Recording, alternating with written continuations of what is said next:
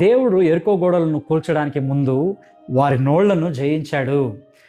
యెహోషువ 6వ అధ్యాయం 10వ వచనం చూసినట్లయితే, మీ నోటి నుండి ఒక్క మాట కూడా రావద్దు అని చెప్తున్నాడు. ప్రియ సంగమా, ఎరికో గోడలు ఇశ్రాయేలీలకు అడ్డుగా నిలిచాయండి. అందరూ అనుకున్నారు ఈ గోడలు కూలిపోవాలి, కానీ దేవుడు ఇలా అనలేదు. ఆయన మొదట ఆజ్ఞ గోడలకు కాదు కానీ ప్రజల నోటికి ఇచ్చినట్టుగా మనం చూస్తున్నాం. మీరు ఒక్క మాట కూడా మాట్లాడకూడదని చెప్పాడు ఆయన.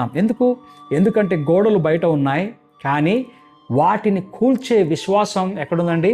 లోపల ఉందండి. దేవునికి ఎరికో గోడల సమస్య కాదు, కానీ భయంతో మాట్లాడే ప్రజలే అక్కడ సమస్యగా కనపడతా ఉన్నారు. మొట్టమొదటి విషయం చూసుకున్నట్లయితే, దేవుడు గోడలను కూల్చే ముందు భయానికి స్వరం ఇవ్వకుండా ఆపాడండి. ప్రతిరోజు వారు గోడలను చూసేవారు, మాట్లాడి ఉంటే ఇది అసాధ్యం, ఒకవేళ ఈ గోడలు ఎన్నడూ కూలవు, మనం ఓడిపోతాం అనే ఒక అపనమ్మకమైన మాటలు వారు చెప్పే ఉండవచ్చు. అందుకే దేవుడు అన్నాడు, మీ భయం మీ నోటి ద్వారా బయటకు రానివ్వకండి అన్నాడు. భయం హృదయాల్లో పుట్టచ్చు, కానీ అది నోటి ద్వారా బయటకు వస్తే విశ్వాసాన్ని బలహీనపరిచేదిగా ఉందనే ఒక సత్యాన్ని ఈరోజు మనం గ్రహించుకోవాలండి. రెండోదిగా గమనించుకున్నట్లయితే, మౌనం అంటే దేవుడు పని చేయడం లేదని కాదు, కానీ దేవుడు పని చేస్తున్నాడని నమ్మకం కలిగించడం అండి. 6 రోజుల పాటు గోడలు అలాగే ఉన్నాయి. గోడలు అలాగే ఉన్నప్పుడు కూడా ఎలాంటి మార్పు లేదు, కానీ కనిపించకపోయినా కూడా దేవుడు అక్కడ పని చేస్తూ ఉన్నాడు. ఎన్నోసార్లు మన జీవితంలో కూడా అలాగే ఉంటుంది. ప్రార్థన చేస్తున్నాం కానీ మార్పు కనిపించదు. అప్పుడు దేవుడు చెప్తా ఉన్నాడు, ఫిర్యాదు చేయొద్దు, కంప్లైంట్ చేయొద్దు, నన్ను నమ్ము. దేవుని మౌనం ఆయన గైరాజరు కాదు, ఆయన కార్యానికి సిద్ధత.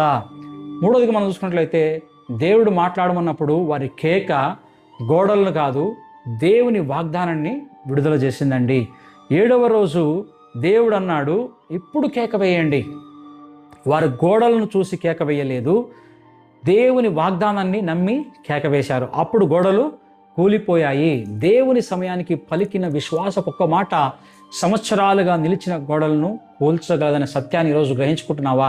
ప్రియ సంగమా, ఈరోజు నీ జీవితంలో కూడా ఎన్నో ఎరుక గోడలు ఉండవచ్చు. కుటుంబ సమస్య, అనారోగ్యం, అప్పులు, సేవలు, అడ్డంకులు. గుర్తుంచుకో, దేవుడు గోడలతో యుద్ధం చేయడు, ఆ గోడల ముందు నిలిచిన నీ విశ్వాసాన్ని బలపరిచేవాడిగా ఉన్నాడండి. అయితే చెప్దాం ఈరోజు, ప్రభువా, నా నోటి ద్వారా భయాన్ని కాదు నాయన, విశ్వాసాన్నే మాట్లాడే కృపను నాకు ఇవ్వు. నీవు మౌనంగా ఉన్నట్టు అనిపించినా నీవు పని చేస్తున్నావని నమ్మే హృదయాన్ని నాకు ఇమ్మని అడుగుదాం. ఈరోజు మా జీవితంలో ఎరుకో గోడలు కూలక ముందే నా అంతరంగంలో అవిశ్వాసం కూలిపోవాలని అడుగుదాం. ఆ తర్వాత నీ మహిమ నా జీవితంలో ప్రత్యక్షమవ్వాలని అడుగుదాం. దేవుడా కార్యాన్ని